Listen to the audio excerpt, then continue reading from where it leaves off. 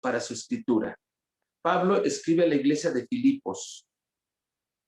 Los santos en Cristo que ahí estaban, junto a sus obispos y diáconos, Pablo, hermanos, agradece a los filipenses su amor en Cristo, las dádivas que dieron por él, para Pablo, para su sustento, ¿verdad? Creo que la iglesia de Filipos fue una de las iglesias que contribuyó para el sustento del apóstol Pablo allá en Roma.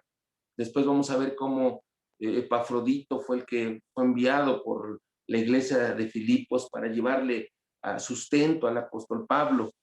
Y bueno, también, hermanos, estaba él preso en Roma, ya lo dijimos, y es, hermanos, muy bueno leer tantas menciones de gozo de Dios en Cristo que Pablo expresa en esta carta. Por ejemplo, dice en una parte ya final, en el capítulo 4, versículos 4, dice, regocijaos en el Señor siempre. Otra vez os digo, regocijaos. En esta carta, Pablo habla mucho del gozo, del regocijo en Dios, no obstante que él estaba preso en Roma. Como es algo muy hermoso saber que aunque hay problemas, aunque hay tribulaciones, puede haber gozo en el corazón, como Pablo lo experimentó. Entonces, hermanos amados, esta carta fue enviada por Pablo desde Roma a través del hermano Epafrodito. Él fue el encargado de llevar esta carta a los hermanos. Ahorita vamos a hablar un poquito más de este hermano Epafrodito. Y Pablo, como pastor que es de la iglesia, ve, hermanos, el riesgo que hay del legalismo, el perfeccionismo y el egocentrismo en la iglesia. Entonces, por esos motivos escribe esta carta. También les informa Pablo en esta carta a los hermanos de Filipos del avance del evangelio. Quería él que vieran la importancia de haber enviado a Epafrodito y que conociesen su plan de enviar después a Timoteo. Como lo vamos a ver ahí en el capítulo 2, el apóstol Pablo habla de esto, ¿no? El contexto histórico en el cual se escribió esta carta, Pablo se halla preso en Roma, como ya lo dijimos, a pesar de lo cual, hermanos, se regocija en medio del sufrimiento, porque halló a los filipenses en el camino de Cristo. O sea, los filipenses seguían fieles en el camino de Dios, ¿sí? No abandonaron ellos el camino, sino seguían fieles, y los anima entonces también a aprender a regocijarse en tales situaciones. Desde allí, desde Roma, por unos 2 años, escribe a los filipenses, a los colosenses y la carta a Filemón. Estas son las llamadas cartas carcelarias, ¿verdad? Filipenses, colosenses y Filemón, donde las escribe el apóstol Pablo a lo largo de unos 2 años, desde Roma, preso, escribe estas cartas. Ahí en Filipenses 2, para corroborar un poquito esto, dice, quiero que sepáis, hermanos, las cosas que me han sucedido han redundado más bien para el progreso del evangelio, de la manera que mis prisiones se han hecho patentes en Cristo en todo el pretorio y a todos los demás. O sea, ahí está dando Pablo testimonio de que está preso, ¿verdad? Está preso. Entonces, hermanos, la ciudad recibe el nombre de Filipo II, padre de Alejandro el Grande. La primera iglesia establecida en Europa por Pablo es esta, precisamente la de Filipos, en Macedonia, donde Lidia y el carcelero reciben a Cristo. Recordamos ahí en Hechos 16, ¿no? Donde se nos narra este acontecimiento de Pablo con el carcelero de Filipos. Ahí inauguran esta iglesia, ¿verdad? Pero, hermanos, ahí el apóstol fue encarcelado en Filipos. Recordamos, si usted lee Hechos 16, va a encontrar aquella narración donde aquella joven muchacha divina adivinaba y daba grandes ganancias a sus dueños, a sus amos, y llegó Pablo y aquella joven lo seguía a él, y así las decía, estos son los siervos del Dios Altísimo. Y molestando esto a Pablo, un día él reprendió al espíritu de adivinación y la joven quedó libre. Pero viendo los dueños, los amos de esta joven, que ya ella no tenía ese espíritu de adivinación, convocaron al pueblo y los llevaron a la cárcel ahí en Cesarea de Filipos. ¿Sí se acuerda de este pasaje, no? Por causa de esa situación es que Pablo es llevado a la cárcel junto con Silas o Silvano. Y hermanos, ahí, hermanos, el apóstol fue liberado, usted lo recuerda también, por un terremoto que abrió la cárcel. A medianoche Pablo y Silas cantaban alabanzas al Señor, puestos sus pies en un cepo, y alababan a Dios, y dice que los presos les oían. Y a medianoche vino un terremoto que se sacudió la cárcel, pero ellos no escaparon. Quedaron libres, pero no escaparon.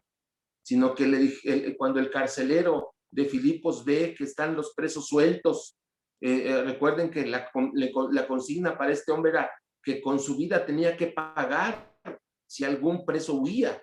Y cuando el carcelero ve que están libres los presos, entonces dice que se iba a quitar la vida. Pero entonces Pablo le dice, no, no, no te quites la vida, aquí estamos todos. Y fue cuando entonces aquella expresión muy conocida por todos nosotros, que el carcelero le dice, varones, ¿qué debo hacer para ser salvo? Y ahí le contestaron ellos, cree en el Señor Jesucristo y serás salvo tú y tu casa, ¿no? Entonces este acontecimiento fue en Filipos, precisamente de donde era esta iglesia a la cual Pablo dirige esta carta. Entonces, de alguna manera, hermanos, esta carta es Epafrodito quien la lleva. Primero Epafrodito va con Pablo, le lleva provisiones, porque ahí en el último capítulo podemos ver que dice la palabra de Dios, capítulo 4, versículos 18, pero todo lo he recibido y tengo abundancia, estoy lleno, habiendo recibido de Epafrodito lo que enviasteis, olor fragante y sacrificio acepto, agradable a Dios. Los hermanos de Filipos habían enviado a Epafrodito con provisiones, con alimento, con donativos, con muchas cosas a Pablo, que estaba en Roma preso. Se dice que Epafrodito estuvo con Pablo por un tiempo, pero estando con Pablo en Roma, Epafrodito estuvo a punto de morir.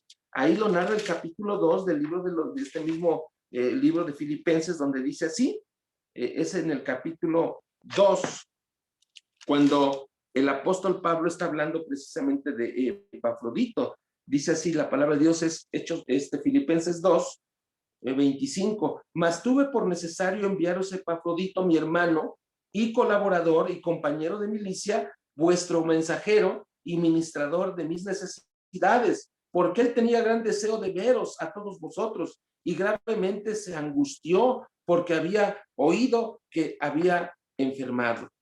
Pues en verdad estuvo enfermo Epafrodito y a punto de morir, pero Dios tuvo misericordia de él, y no solamente de él, sino también de mí, para que yo no tuviese tristeza sobre tristeza. Así que lo envío con mayor solicitud, para que al verle de nuevo os gocéis y yo esté con menos tristeza. Recibidle pues en el Señor con todo gozo y tened en estima a los que son como él. Entonces Epafrodito es enviado por los hermanos de Filipos para llevarle provisiones al apóstol Pablo. Y de alguna manera la iglesia de Filipos fue de las pocas iglesias que colaboraron con Pablo, ¿verdad? En estas tribulaciones. Y después Epafrodito se queda con Pablo un tiempo, pero enferma. Y en ese tiempo Pablo escribe esta carta a los filipenses y regresa Epafrodito a Filipos con esta carta a esa iglesia de los filipenses, ¿sí? Entonces, más o menos este es el contexto en el que se escribió esta carta. Y bueno, el apóstol Pablo, aquí yo no veo que hable tanto contra herejías, contra situaciones aquí. Lo que yo veo que había allá entre los hermanos de Filipos era como cierta arrogancia, como que había ciertas situaciones donde los hermanos tenían una muy alta estima de ellos, ¿no? Y bueno, vamos a ver algunos pasajes de este libro. Yo quisiera que viéramos todo, pero vamos a ver solamente algunos pasajes. Por ejemplo, hermanos, ya teniendo estos antecedentes, vamos a ver Filipenses Filipenses 1:6. Si usted puede, busque ahí en su Biblia estos textos que vamos a leer y vamos a analizar un poquito, ¿verdad? Con la ayuda de Dios. Yo marqué algunos textos que los vamos a leer y yo quiero que me ayuden a leerlos también. Filipenses 1:6. Estando persuadido de esto, que el que comenzó en vosotros la buena obra, la perfeccionará hasta el día de Jesucristo. Es un texto muy conocido. A mí lo personal me gusta mucho. Es un texto donde Pablo escribe una gran verdad. Él estaba muy convencido de que el que comenzó la buena obra, que es Dios, Dios ha empezado una obra con nosotros. Dios ha comenzado su trabajo en nuestra vida. Dios ha comenzado un trabajo especial en nuestra vida. Y Él ha comenzado este trabajo y no lo dejará abandonado, sino dice, lo perfeccionará hasta el día de Jesucristo. La obra que el Espíritu Santo ha empezado en usted, en mí, usted y yo somos como un departamento en construcción, en remodelación. Siempre está Dios trabajando en nosotros. Siempre Dios está actuando en nuestra vida. Algunos de una manera, otros de otra manera, algunos a través de la enfermedad, algunos a través de las necesidades, algunos a través incluso de la prosperidad, porque también en la prosperidad hay prueba, hay una situación donde corremos el riesgo de prosperar económicamente o en alguna otra situación y olvidarnos de Dios a causa de esa prosperidad. De tal manera que no viene solamente esto a través de la escasez o de la enfermedad, sino también a veces de cuando tenemos todo y cuando hay éxito en nuestra vida. Ahí corremos el riesgo de olvidarnos de Dios a causa de ese éxito y decir, bueno, pues yo ya no necesito de Dios, que lo busquen quienes necesitan. Aquellos necesitados son los que tienen que estar ahí buscando de Dios, pero yo no, porque yo tengo todo. No, amados hermanos, también a través de la prosperidad viene la prueba de parte de Dios para nuestra vida. Pero el apóstol Pablo dice una gran verdad. Él ha empezado la obra y Él sigue trabajando en nosotros. Así que, amado hermano, cuando a tu vida vengan pruebas, vengan luchas, vengan necesidades, piensa que Dios está trabajando en tu vida y que los que aman a Dios, todas las cosas les ayudan a bien. No es casualidad lo que nos sucede. No es casualidad, hermano, que tengas que pasar por una tribulación. No es casualidad. No es obra de la suerte, como muchos lo dicen. Es que Dios está trabajando en nuestra vida. Y el propósito de Dios para nuestra vida, ¿cuál es? Perfeccionarnos. Que seamos mejores para la gloria de Dios. ¿Hasta cuándo acabará este perfeccionamiento, este trabajo de Dios a través de su Espíritu Santo? ¿Hasta cuándo terminará? Hasta el día de Jesucristo. ¿Cuál es el día de Jesucristo? Cuando Cristo venga por nosotros. Cuando todas estas cosas queden atrás. Como dice la palabra de Dios, porque las primeras cosas pasaron. Entonces, hermano amado, Cristo seguirá perfeccionándonos hasta que Cristo venga por nosotros. Sigamos adelante, porque el que también permite la prueba, también dará la salida, como dice 1 Corintios 10. Junto con la prueba, pondrá la salida. Gloria sea a nuestro. Y alguien por ahí me decía, yo decía, Señor, si he de pasar por una prueba, pues nada más te pido que me aumentes la fe. Yo te pido nada más que estés conmigo y que me ayudes a seguir adelante. Amados hermanos, que el Señor nos ayude. Que el Señor nos dé de su gracia cada día para seguir adelante confiando en su palabra. El apóstol Pablo les decía a los hermanos de Filipos, el Señor ya comenzó la obra en ustedes y la va a continuar haciendo hasta el día de Jesucristo. O podemos agregar, no agregándole a la Biblia, sino que esto es doctrina bíblica, agregar que lo hará hasta que esté todo el tiempo que estemos en esta tierra. Si un día usted o yo tenemos que partir con el Señor, ahí se acabará el trabajo, porque ya estaremos con Cristo para siempre. En otra parte, hermanos, otro pasaje conocido, ¿verdad? Dice, porque para mí el vivir es Cristo, es Filipenses 1:21. Él está hablando de sus prisiones, está hablando de la situación que está viviendo, que los hermanos, como lo ven animado, ellos también se animan a predicar el evangelio al ver a Pablo en medio de las tribulaciones, animado por seguir predicando la palabra de Dios. Ven a un Pablo que no está amargado, triste por su condición de preso, sino que lo ven alegre. Y el mismo Pablo dice, regocijaos en el Señor. Siempre otra vez os digo, regocijaos. Vuestra gentileza, dice, sea conocida de todos los hombres. El Señor está cerca. Vamos a ver, dice, porque para mí el vivir es Cristo, es Filipenses 1:21, porque para mí el vivir es Cristo y el morir es ganancia. Mas si el vivir en la carne resulta para mí en beneficio de la obra, no sé entonces qué escoger, porque de ambas cosas estoy puesto en estrecho, teniendo deseo de partir y estar con Cristo, lo cual es muchísimo mejor. Porque para mí el vivir es Cristo, decía Pablo, y el morir es ganancia. Él, preso del Señor, sabía que su vida no dependía de lo que él tuviera. Su vida no dependía de cosas materiales. Su vida no dependía de los éxitos materiales, que después él habla de ellos y dice que los tiene por basura. ¿Sí? Entonces, amados hermanos, la vida para el creyente, la vida para Pablo es Cristo. Para mí el vivir es Cristo. ¿Por qué, hermanos? Porque en él encontramos plenitud de gozo, delicias a su diestra para siempre. Cristo, hermanos, es todo. Dice su palabra, porque vosotros estáis completos en él. Ahí en Colosenses, ¿verdad? Vosotros estáis completos en él. En Cristo estamos plenos, hermanos. Tenemos a Cristo y tenemos todo. Tenemos paz, tenemos gozo, tenemos dicha, tenemos una esperanza, tenemos salvación, tenemos todo lo que necesitamos. Por eso el apóstol Pablo expresa, porque para mí el vivir es Cristo y el morir es ganancia. El morir es obtener el fruto de nuestros sufrimientos. Aquí hay sufrimiento, aquí hay dolor, pero nuestro vivir es Cristo. Y al morir obtenemos el fruto de esa salvación que Cristo nos ha dado. Por eso, amados hermanos, sigamos adelante. Sigamos viviendo en Cristo, sigamos animados, sigamos esforzándonos cada día viviendo en Cristo. En este momento, la vida que tenemos no es la vida plena todavía. La vida plena llegará cuando estemos con el Señor. Hoy para nosotros es Cristo nuestro vivir. Amémosle, busquémosle, sirvámosle. Sigamos adelante creyendo en su palabra. El morir es ganancia.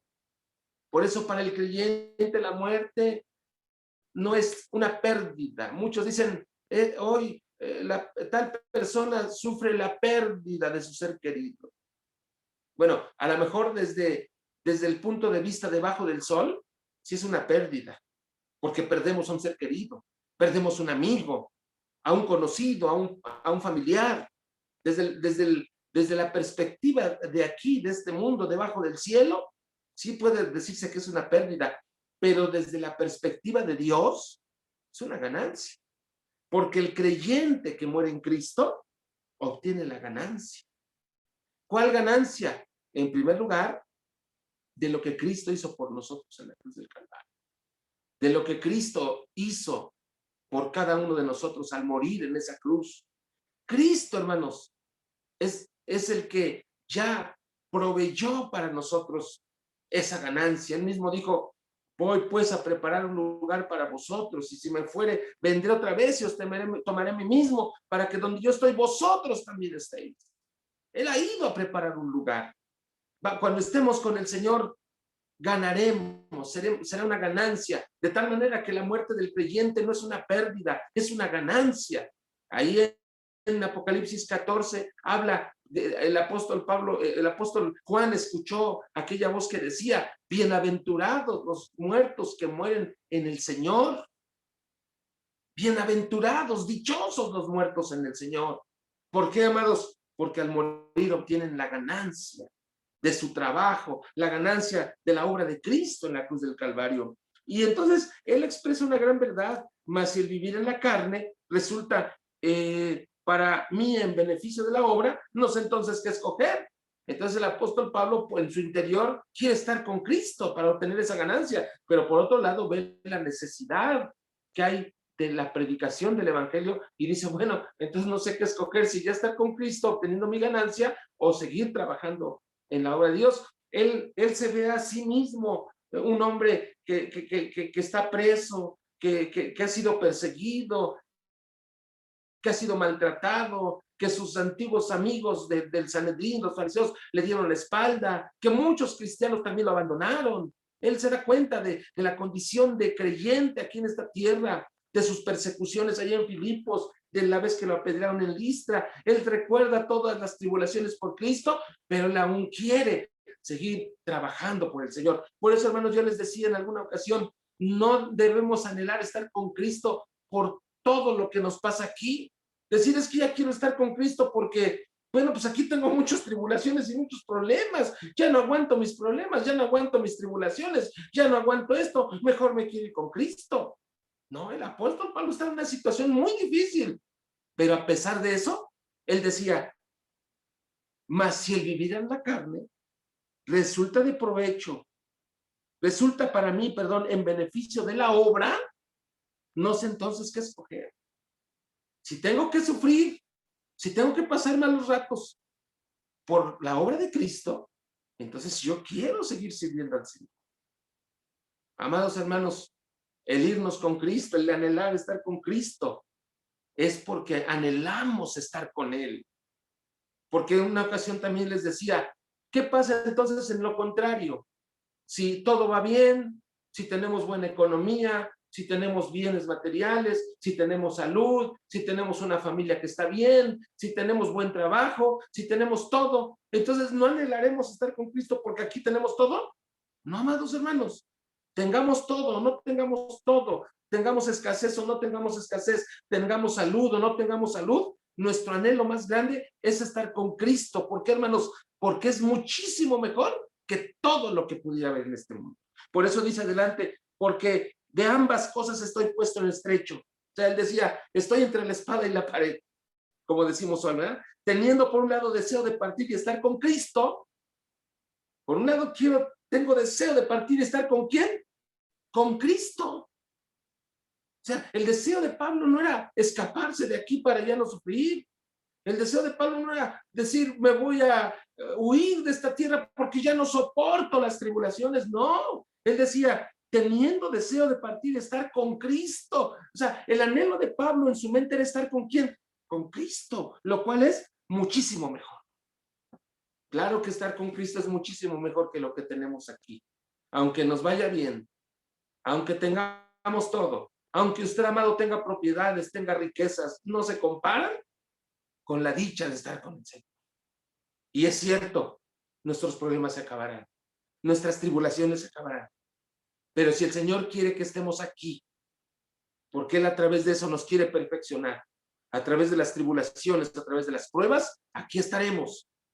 Pero estamos seguros que Él nos sostendrá, que Él estará con nosotros, como lo dijo, todos los días, hasta el fin del mundo. Gloria sea nuestro Dios. Pero quedar en la carne es más necesario por causa de vosotros. Y confiado en esto, sé que quedaré, que aún permaneceré con todos vosotros para vuestro provecho y gozo de la fe. Ahí está Pablo diciendo, si tengo que quedarme, amén, aquí estoy también sirviendo al Señor. Y allá Pablo escribiendo a Timoteo le decía también, estando perdón, le decía a él que cuando estaba también en aquellas prisiones decía, y no me avergüenzo porque yo sé a quién he creído y estoy seguro que es poderoso para guardar mi depósito para aquel día. No me avergüenzo porque yo sé a quién he creído. Y después viene el capítulo 2, donde brevemente diremos, fíjense que en la iglesia de Filipos había dos hermanitas que tenían problemas. Qué raro, ¿no?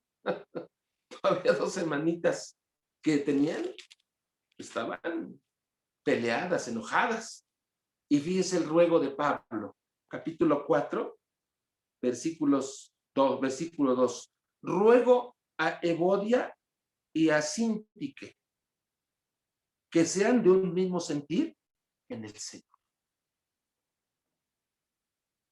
Fíjense, la hermanita Evodia y la hermanita Síntique, les dice Pablo, ruego que sean de un solo sentir en el Señor. En otras palabras, en otra versión dice, ruego a Evodia y a Síntique que se pongan de acuerdo, que ya no estén en ese conflicto.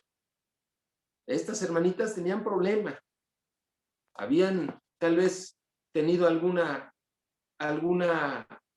confrontación o no estaban de acuerdo, se jaloneaban los platos de la comida, ¿no?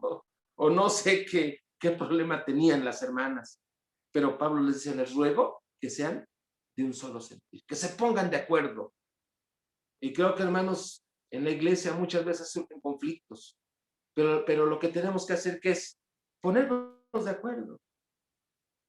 ¿Sí? Ponernos de acuerdo. No dejar que esto continúe. Y en base a eso, hermanos, algunos entienden que el apóstol Pablo escribe esto que está en el capítulo 2, que dice así, por tanto, si hay alguna consolación en Cristo, si algún consuelo de amor o alguna comunión del Espíritu, si algún afecto entrañable, si alguna misericordia, completad mi gozo, sintiendo lo mismo, teniendo el mismo amor, unánimes, sintiendo una misma cosa. Entonces ahí Pablo está hablando de la unidad de los creyentes. Completad mi gozo, sintiendo lo mismo, ¿qué? Teniendo el mismo amor, unánimes quiere decir unidos, en el mismo ánimo, ¿no? Sintiendo una misma cosa. Entonces, el apóstol está aconsejando a los hermanos que estén unidos. Hermana Evodia, hermana Cinti, que estén unidas. Las divisiones, los conflictos en la iglesia no hacen bien. Y creo que, hermanos, la iglesia es tan necesaria para nuestro crecimiento espiritual. Porque fíjense, hermano, en la iglesia es donde aprendemos a perdonar. En la iglesia es donde aprendemos a servir a Dios. Si yo tengo un ministerio en la iglesia, ahí voy a demostrar si realmente amo a Dios. En ese ministerio. Puede ser pequeñito, pero así de pequeñito voy a demostrar, no demostrarle a Dios, pero sí mostrarle mi amor a Dios, de cuánto lo amo, porque aunque es algo pequeño, yo lo tomo con mucha responsabilidad.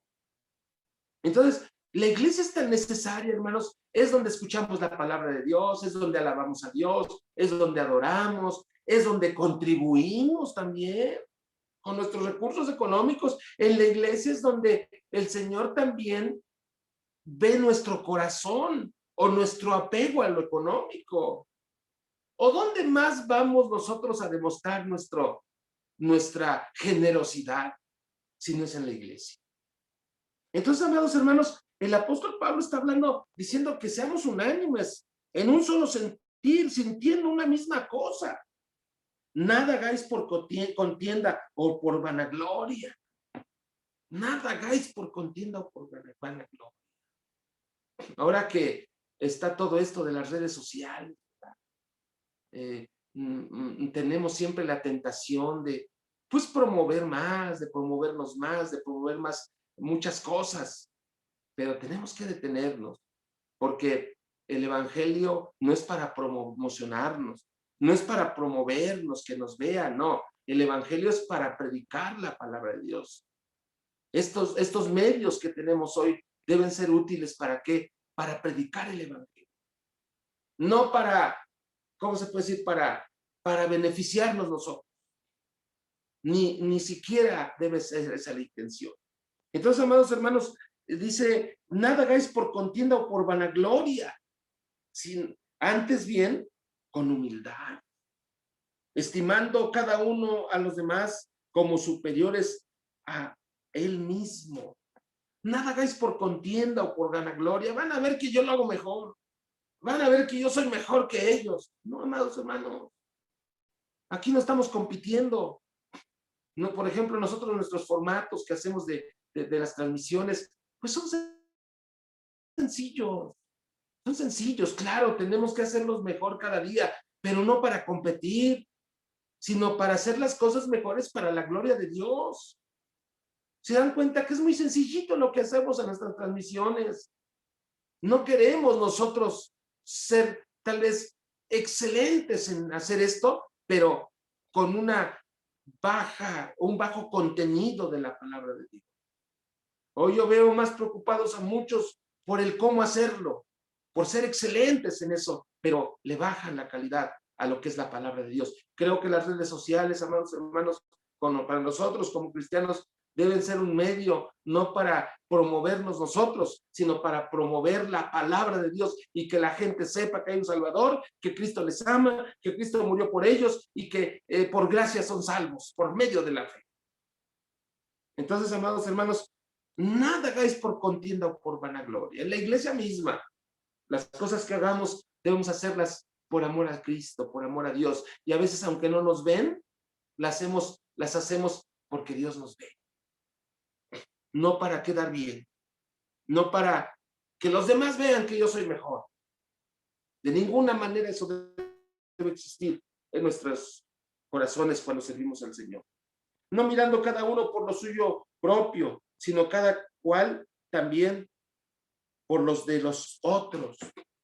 Ahí habla de no solamente pensar en nosotros, sino en los demás, ¿verdad? Ya pues, y aquí viene la enseñanza, una de las enseñanzas doctrinales más hermosas de Filipenses. Dice, fíjense bien, el apóstol Pablo está exhortando a la iglesia que sean de un solo sentir, que estén unánimes, que no haya divisiones, que nada hagan por contienda o por vanagloria. Y entonces después el apóstol Pablo pone el ejemplo más maravilloso. ¿Cuál es el ejemplo más maravilloso de esto? Cristo. Cristo es el ejemplo. Amados hermanos, personas que nos ven, el ejemplo más maravilloso que tenemos en este mundo de humildad, de sencillez, es Cristo Jesús.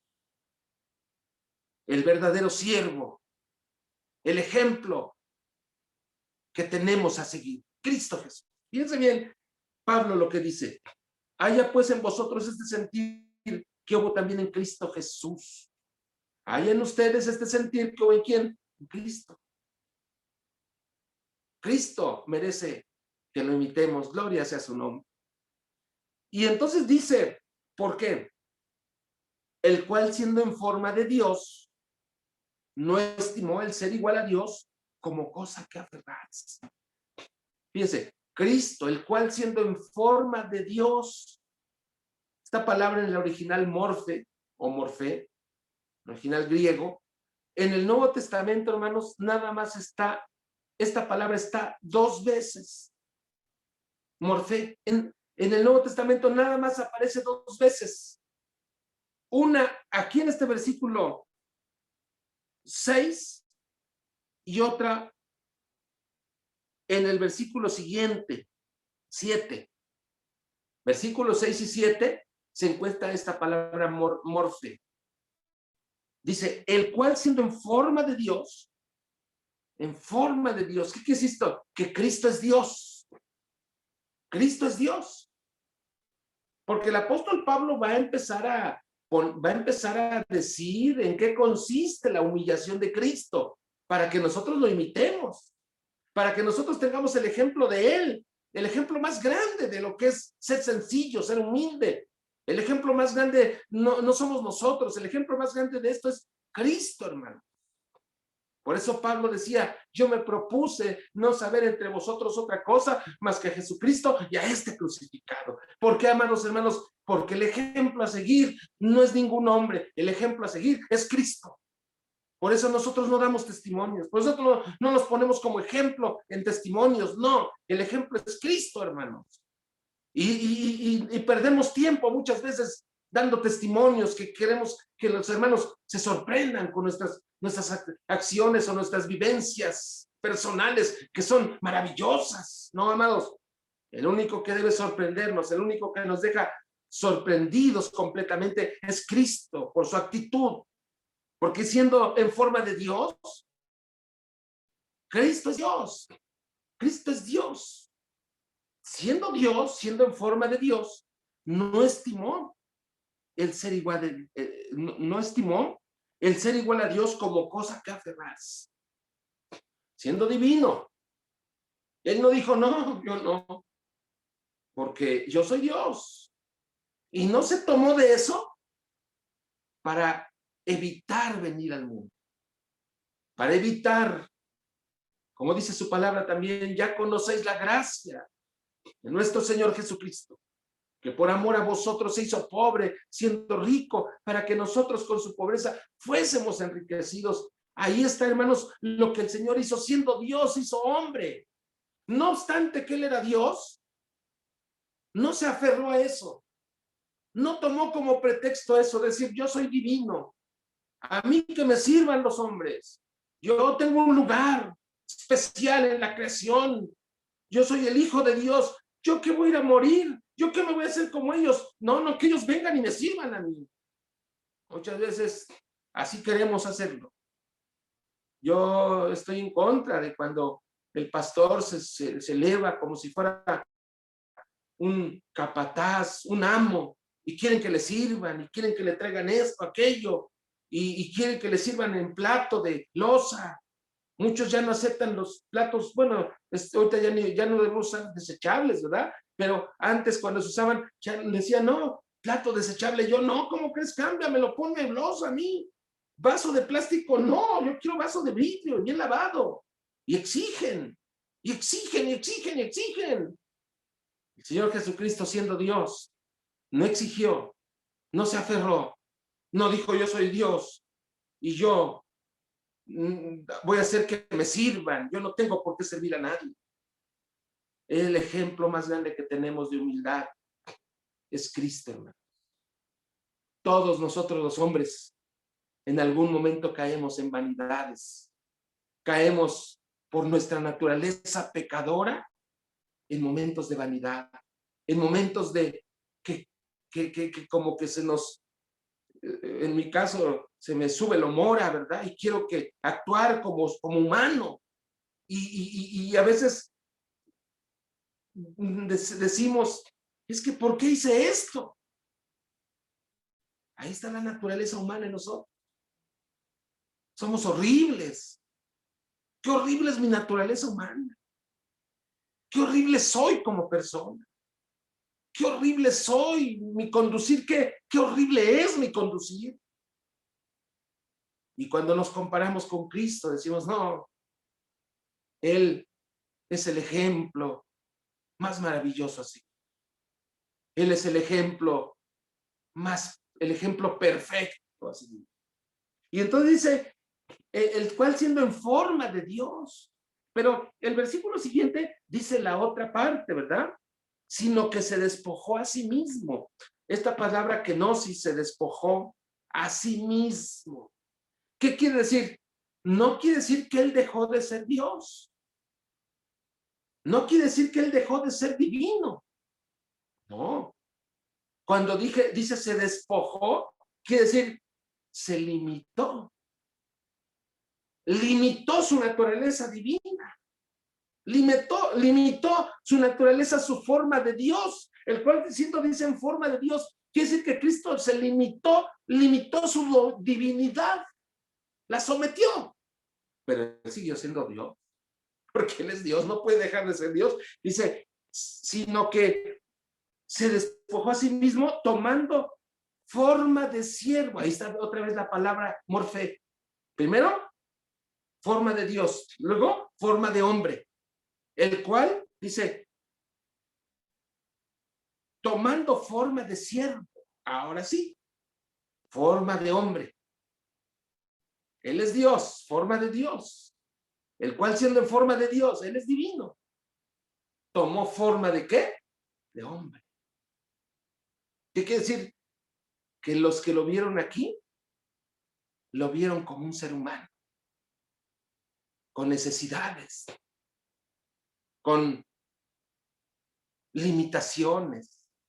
Limitaciones como cuando Él dice, es el día cuando estas cosas sucedan, solamente las sabe mi Padre que está en los cielos, ni los ángeles, nadie lo sabe más que mi Padre.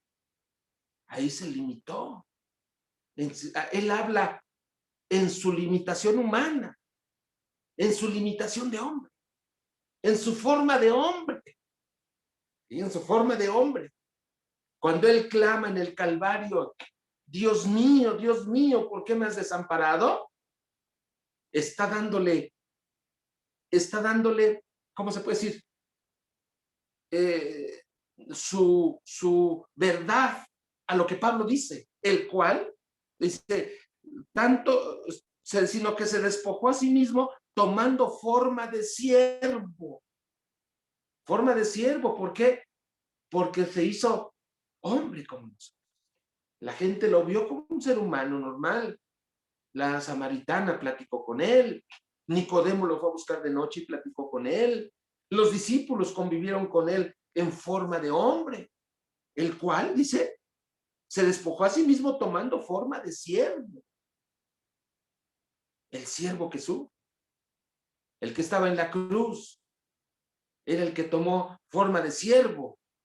El que estaba en la cruz era el que tomó esa forma de siervo y limitó la forma divina.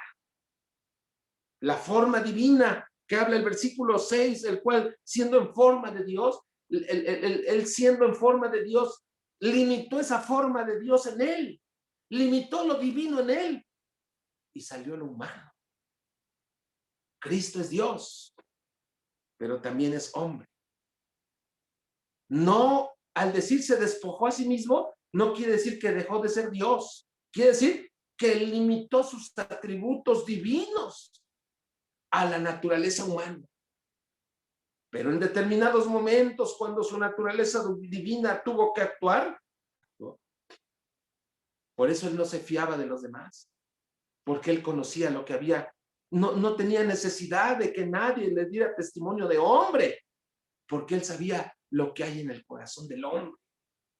Ahí está la forma de Dios en él. Cuando él decía, mi padre hasta ahora trabaja y yo trabajo, se compara con el Padre. Ahí está la forma de Dios. Cuando lo adoran los hombres, ahí está la forma de Dios. Él es Dios. Cuando le dijeron sus enemigos, cuando llevaron a aquel paralítico de Capernaum, en Capernaum, y lo dejaron y lo bajaron por el techo que lo descubrieron, y el Señor le dice, hijo, tus pecados te son perdonados. Los fariseos dijeron, ¿quién es este hombre? Pues el único que puede perdonar pecados es Dios. Y entonces el Señor, sabiendo de esto, dijo, pues para que sepan que el Hijo del Hombre tiene poder para perdonar pecados, le dice al paralítico, hijo, toma tu lecho, levántate y vete a tu casa. Y en ese momento se levanta el paralítico, demostrando con ello que él tiene poder para perdonar pecados.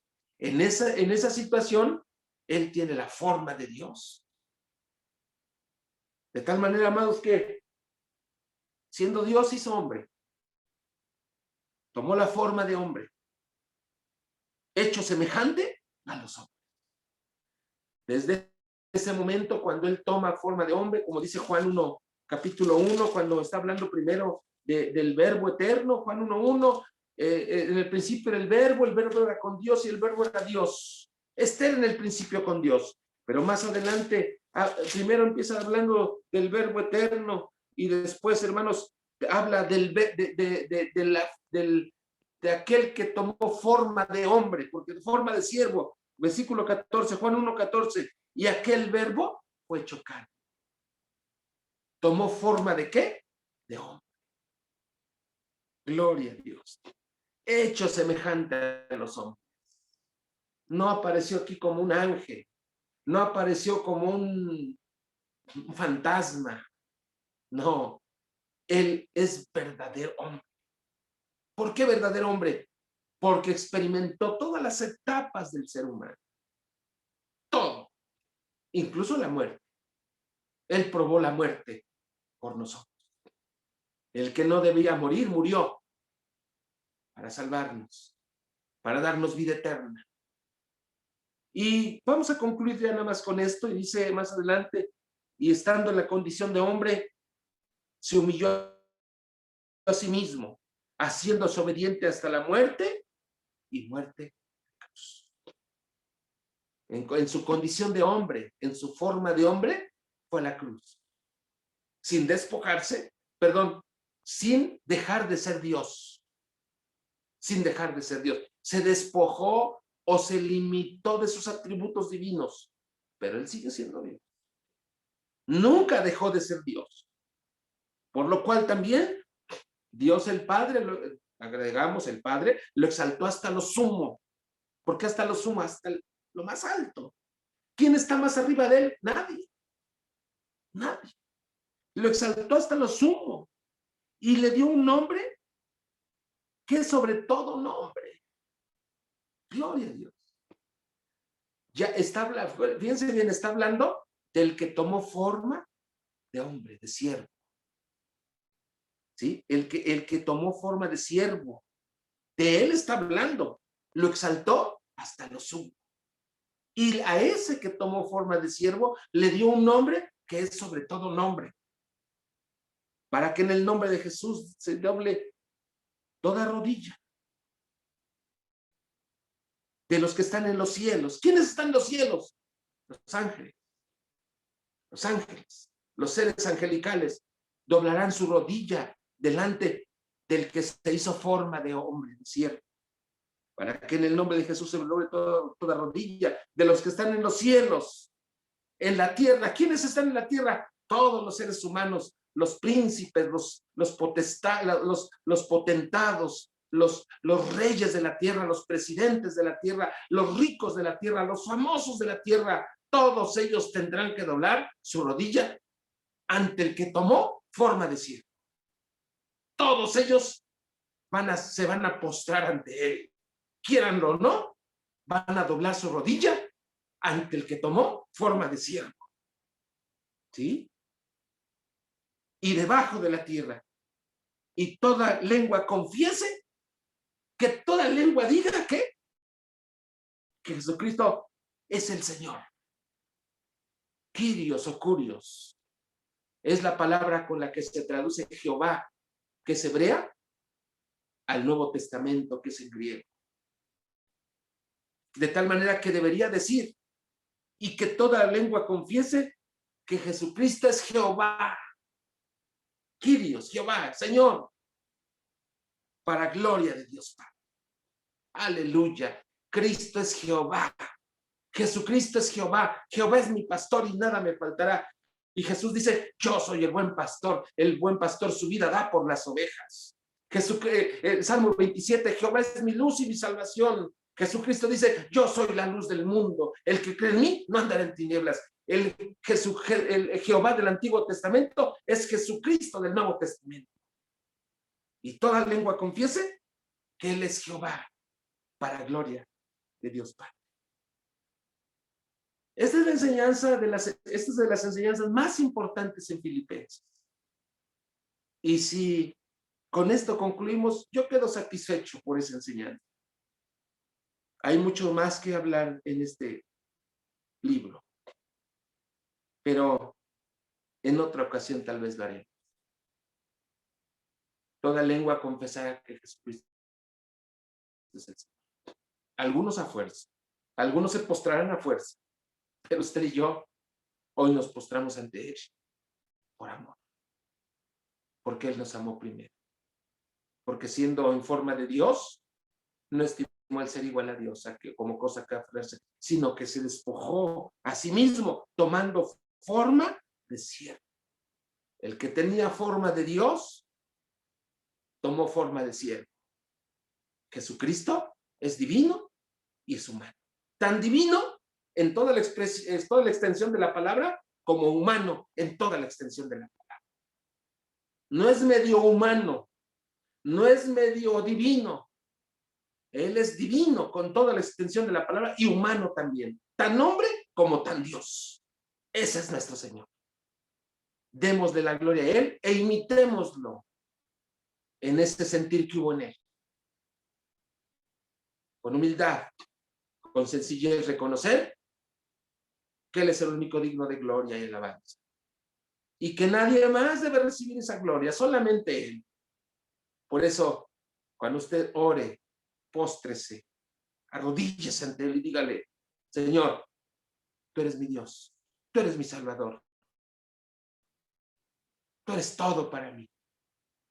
Ese es el sentir que debe haber en nosotros, imitarlo a Él en cuanto a su carácter, en cuanto a su forma de ser. Si Él, siendo Dios, no se quiso exaltar, ahora nosotros, ¿cómo nos queremos? Queremos exaltarnos y que nos vean y que digan cosas bonitas de nosotros. No, amados, el único que merece la gloria es Cristo. A Él se la gloria, la honra y la alabanza.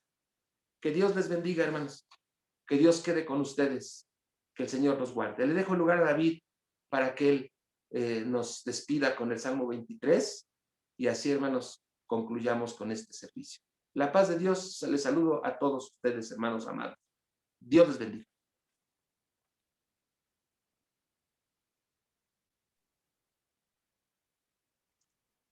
Amén. Amén, hermanos. Y bueno, qué hermosa es la palabra de Dios que nos recuerda, nos